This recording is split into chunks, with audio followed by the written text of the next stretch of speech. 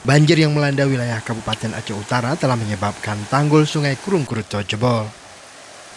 Akibatnya ratusan rumah penduduk di wilayah tersebut tergenang banjir.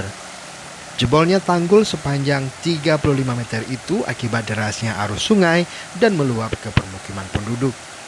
Ketinggian air yang mencapai 80 cm juga mengakibatkan aktivitas warga terganggu. Perangkat Desa Merubujurung, Kecamatan Lapang, Safrizal menyebutkan puluhan rumah di desanya ikut terendam banjir.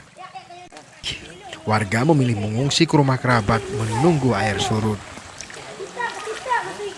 Penyebab terjadi banjirnya itulah akibat karena jebol tanggul Sungai Kerto yang posisinya terletak di Desa Merubujurung.